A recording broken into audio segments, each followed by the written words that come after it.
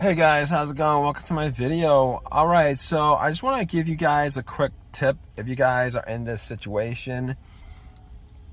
So basically, a couple of days ago, I was at the park. I parked my car, went out for a brisk walk, came back about 45 minutes later, and then tried to get into my car, and the remote didn't work. So I was like, all right, so if the remote didn't work, it's probably the remote battery that's dead. That's fine. I've had that situation happen before.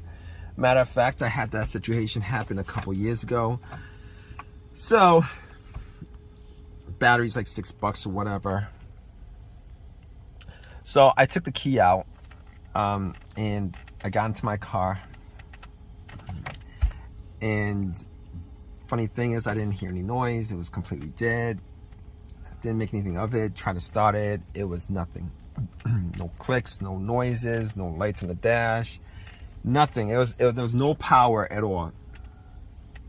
So at that point, I thought maybe it was the dead battery. At that point, to me, I thought to myself, it's probably a dead battery. Have like many of you have had that situation happen before. A dead battery happens. Dead batteries happen. All right, so, but seeing the batteries maybe like a year and a half old, and I changed it out a year and a half ago. It kind of, you know, I was like, batteries should last a lot longer than that. But obviously, there have been situations. That bad batteries happen. All right, bad batteries happen for whatever reason. So I was like, okay, not a problem. I was like, let me just get my power pack out, my Norco power pack out that I got from Walmart for like $100. Let me just jump it, right? I'll jump it. Alternator will work. It can run with a dead battery. Not a problem. I'll drive it to AutoZone. Actually, I'll drive it to Walmart and get a $70 Walmart battery again. Pop it in. That's what I got the first time around. Haven't had any kind of issues with that at all. So I was thinking to myself, let's do that. So my battery pack was at, I'll tell you guys what, my battery pack was at 50%. But I was like, that's gonna be enough to jump it, not a problem. So I popped it on and I tried to jump it and nothing. So I didn't even get a slow crank. I didn't get any kind of power in the car. No power whatsoever. Tried a couple of times, put the cables in different positions. Nothing. So I was like, maybe the battery terminal cable needed to be clean. It wasn't really dirty. It was kind of dirty, so I just wiggled it out of the way. Cleaned it a little bit with, I had some hydrogen peroxide and a paper towel. I cleaned it up as best as I could. Had a screwdriver that I just pretty much just, you know, tried to get the corrosion off as much as I could. And I got a lot of the corrosion off. I popped it back on, and then I put the Norco battery pack cable on, and then I tried to start it, and nothing happened. Like before, there was no power, nothing, no power anywhere, nothing. All right, no noises, no power. It's completely 100% dead. So I was thinking to myself, maybe the Norco doesn't have enough power to get to start. But then I was like, you know what? No, that, you know, even if it didn't have enough power to start, even if there was 25% in a Norco, you know, the car would have made like maybe a slow crank, or at the very least, I would be getting some lights on the dash. At the very least, you know, even with a 10% battery pack, once I pop it on, I should be, maybe not 10%, I don't know. but I should be getting some lights or whatever, stuff that doesn't take a lot of electricity. And no, that nothing. So I was pretty sure that it was in the power pack that was the problem, because I was thinking maybe I should get a jump, but then again I think to myself, you know what, jump's not going to work because I'm getting no power at all. I'm getting no power at all. So I was thinking to myself, okay, so I clean the cables, I clean the terminals. What else could cause it? So I tried to follow the negative cable, make sure that it was grounded correctly. All right. Make sure that that was grounded correctly. So I was tugging on it just to make sure that it was tight, and it was tight. And I was thinking, probably wasn't a negative cable. I could just cross that out on the diagnosis list. Cross that out. So I was like, let's check out something else. All right, let's check out the fuse box. Let's check out the relays. But I was like, let's check out the fuse box. Now, there wasn't a specific fuse that I was looking for, to be honest with you. I was just looking to see whether there was any kind of short anywhere, whether some of the fuses were burnt out, whether one of the fuses were burnt out, whether I was smelling anything, whether I was smelling anything burning, whether I saw any kind of brownish, darkish looking coloration on any of the fuses, just to make sure that none of them were burnt out. And guess what? None of them. From my eyesight, from what I was seeing, I didn't see anything that was an issue with it.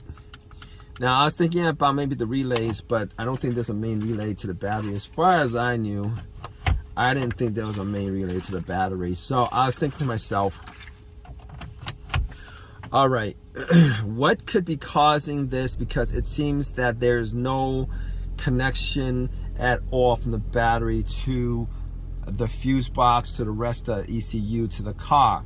So I was looking at the cables themselves, just to look at them, and I noticed that the positive cable has this it's called, what is it called? It's called a fusible link is what it's called.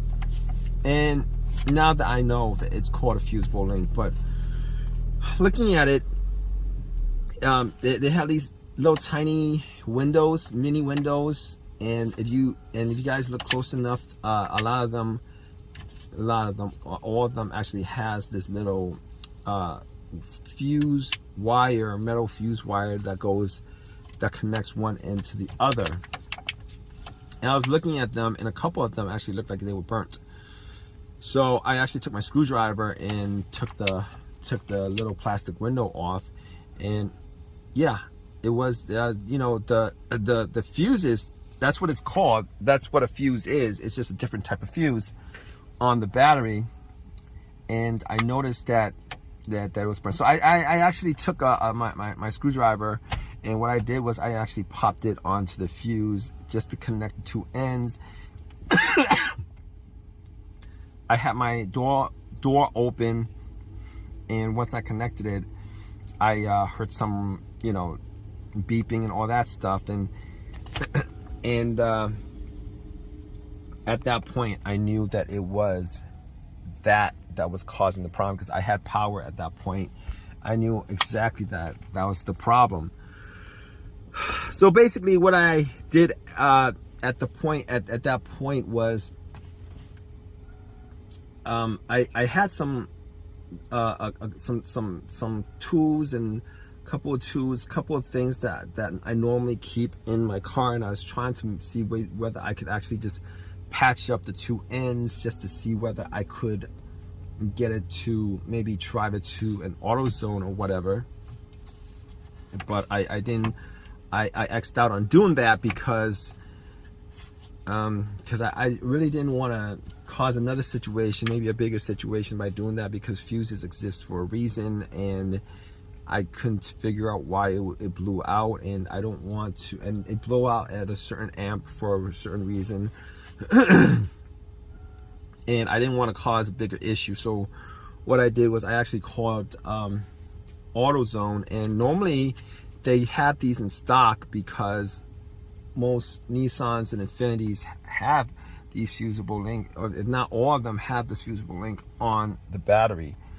So they always have this in stock. They're always interchangeable because Nissan and Infiniti, they actually use these on all the batteries. But I thought to myself, yeah. So I called AutoZone. They had it. I took a Uber, called a Uber, took a Uber to AutoZone, and came back and popped it back in and started. It started fine. It works fine. It's been working fine. No issues whatsoever. So if you guys find yourself in this kind of situation where you guys are in a need of a quick fix, and you know it's not the battery that's the issue, and you guys have no power whatsoever, and you guys try to jump and it doesn't jump, doesn't start, it seems like there's no electricity going through it, look at this.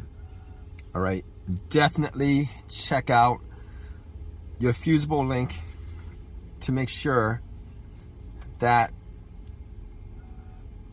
your fusible link does not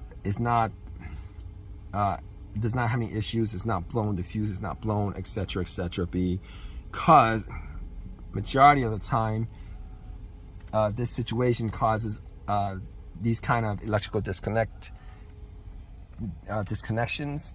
between the battery and the fuse box. So anyway, hope you guys like this video. Guys, have any comments, please leave a comment in the comment section. Please subscribe, please give me a thumbs up, all that good stuff, right guys?